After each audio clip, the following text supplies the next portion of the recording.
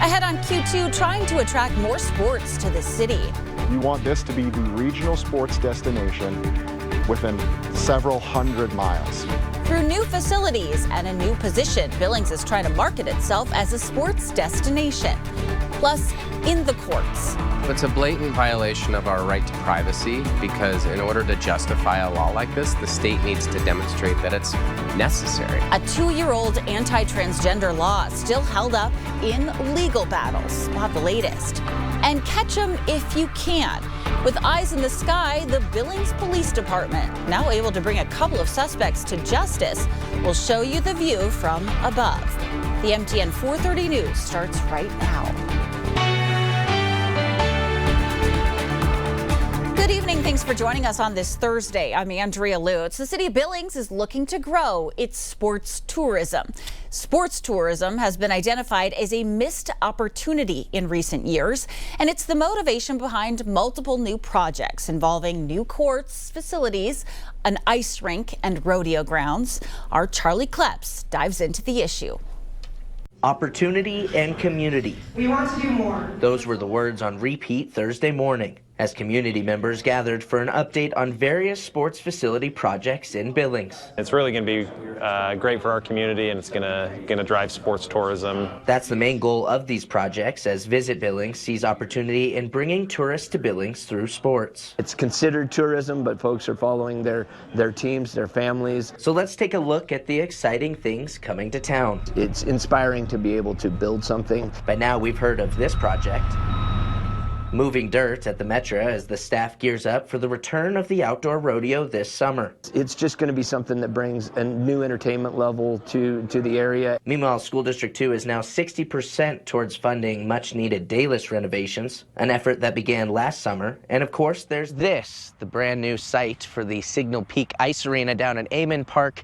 And as you can see, the dirt is already being moved. The process is underway. So here we are, roughly 8 months later, and we're breaking ground, and that's just the way we're going to do things. That groundbreaking will happen in a couple of weeks, but the additional ice arena is expected to be here no later than April of 2026, filling a major need alongside a $21 million sport court facility financed by the city. We were all hoping the parks bond would pass in 2023. Obviously, that didn't pass, but the need is still there for new ice for Billings. But it isn't just the facilities that are new. Billings has been talking about sports venues and the need for more facilities for years. You might recognize that voice. Casey Conlon has now moved into a sports tourism director role, the first of its kind in Montana. It's my job to help these facilities get full, right? Conlon says the hope is that these upgrades will bring crowds to Billings, and along with it, their dollars, eventually turning the Magic City into the sports hub. You want this to be the regional sports destination within several hundred miles. Billings is positioned to do that. A mission already underway with one goal in mind. Just like medical is for Billings, we're the hub for the state. We should be the hub for sports. In Billings, Charlie Kleps, MTN News. Governor Greg Gianforte signing into law a bill he says would give a big tax break to Montana businesses.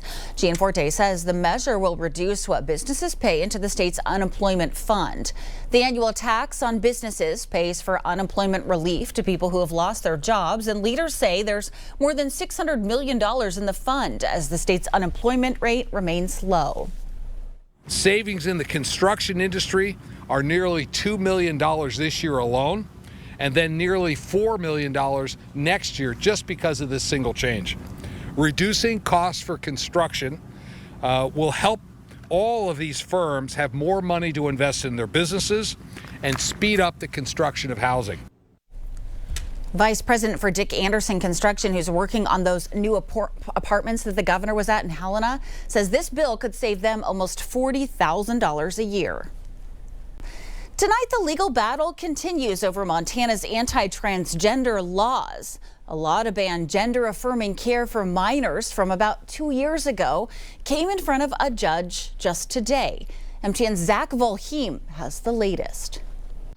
A Missoula District Court judge heard arguments against Montana Senate Bill 99 on Thursday, a bill that aims to ban gender-affirming care for minors. SB 99 has already been subject to a preliminary injunction, which the Montana Supreme Court upheld unanimously. The law is currently on hold, waiting for a court to decide whether it is constitutional under Montana's constitution. The attorneys representing the state of Montana argued to the judge that minors cannot give informed consent on gender-affirming procedures, which the state argues can cause irreparable harm, such as infertility, body disfigurement, and an increased risk of mental health instability. Missoula District Court Judge Jason Marks questioned the state rigorously during their argument, largely asking how this law is in line with Montana's constitutional right to privacy and why the state views that banning gender-affirming care is in line with protecting minors. The ACLU of Montana represented the plaintiffs in this case. They argue that SB 99 infringes on transgender minors' right to privacy under the Montana Constitution, as well as the Constitution's Equal Protection Clause. The ACLU pointed to previous cases where the courts have ruled against other laws based on sex-based discrimination. It's a blatant violation of our right to privacy because in order to justify a law like this, the state needs to demonstrate that it's necessary, right? And the state has no compelling interest and has offered no evidence demonstrating that a ban like this is effective or necessary. This gender-affirming care is a necessary medical treatment for gender dysphoria, which is a diagnosed condition, and the state should be in the business of leaving decisions between patients and their doctors. In a statement to MTN, the Attorney General's office stated, "The state has a compelling interest in protecting children from chemical and surgical mutilation, or what you refer to as gender-affirming care, because of the negative effects it has on children." A judgment from Judge Jason Marks is expected to come down soon, and we will update you when it is released. In Missoula, I'm Zach Fulheim, MTN News. The Billings Police Department recently took to the sky to apprehend a couple of suspects.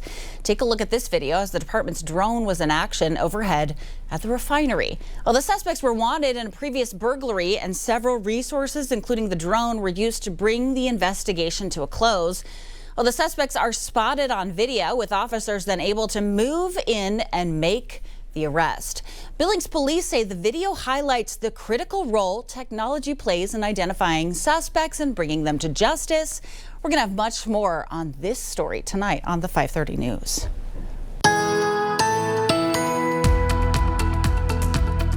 And good Thursday afternoon, everyone. We've had a lot of gray sky over much of southern Montana and northern Wyoming. Some areas of light rain, a little bit of mountain snow, and even in Carter County, although it's coming to an end now, we had some rain and snow mixes south of Ekalaka.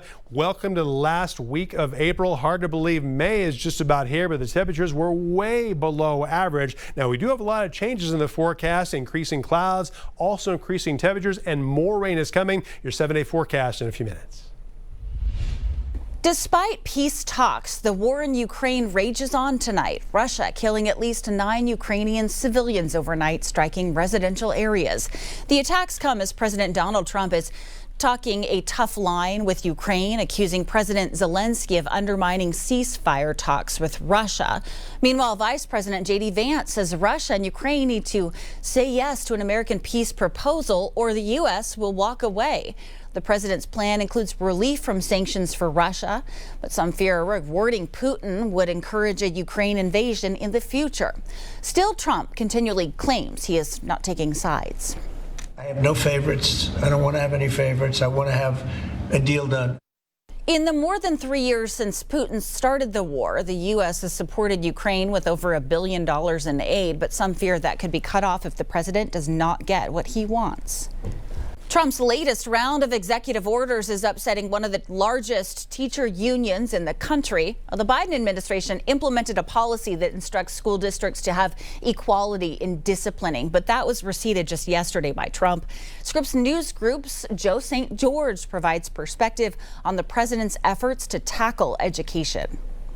President Trump is tackling education reform again, and it just may impact your child's school. The president on Wednesday signing 7 executive orders related to education, including measures that encourage the development of artificial intelligence, AI programs in K-12 education in an effort to ensure high school students are graduating and prepared for the changing economy ahead. The president is also continuing his battle with colleges and universities by reforming the college accreditation process. That matters because being accredited unlocks access in many cases to federal dollars. The president has already targeted Harvard over its DEI programs, threatening to cut dollars unless policies are changed. President Trump also clarifying that he believes in something known as common sense school discipline, and in doing so, reversed an order by former President Joe Biden that warned school districts that they could be violating civil rights laws if they discipline one race of students more than another. The American Federation of Teachers saying in response, quote, "This fails to create a safe and welcoming environment. It simply ignores a history where black and brown students were disproportionately suspended or expelled from school." The president's latest moves shows that he is still interested in some level of federal education policy, despite previously calling for the dismantling of the Department of Education. Joe St. George, Scripps News Group, Washington. 5 Billings West students are representing Montana in Washington, D.C. These 5 students already accomplished a lot, winning gold at the Big Sky Science Bowl. But now they're dreaming even bigger. As our Matt Carmack explains, the team is after the grand prize of $5,000 in the nation's capital. Phosphorus atom in PF3. Green 2. 1 is correct. There's no doubt that these 5 kids are smarter than most. I want to go into aerospace engineering. Ever since I was 5 and wanted to be a marine biologist. What is the name of the point at which the 3 angle bisectors of a triangle intersect? Green 3. In center. That's correct. Well, at least smarter than me. Graviton. Y neutrino, Z neutron. The team at Billings West High School is now in Washington, D.C., competing for the 2025 National Science Bowl trophy. We're excited. We don't think we're going to make it far. While their team captain doesn't have much confidence in the team, the group of 5 hardly ever gets questions wrong when they practice. Large. Y roughly equal to 1. Or Z roughly equal to 0. Green 3. W is correct. Small. I think our biggest thing is that most teams have just one person who's an expert in each subject.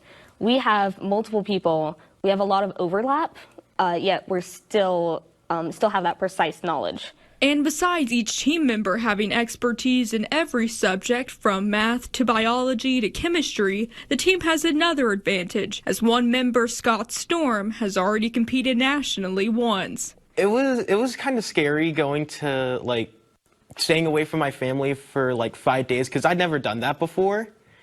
But it was also really fun there. They give you a lot of ice cream there. Even if they don't bring home the national title, they're still Montana champions. Which of the following statement is not true about the G protein hormone receptor system? In Billings, Matt Carmack, MTN News.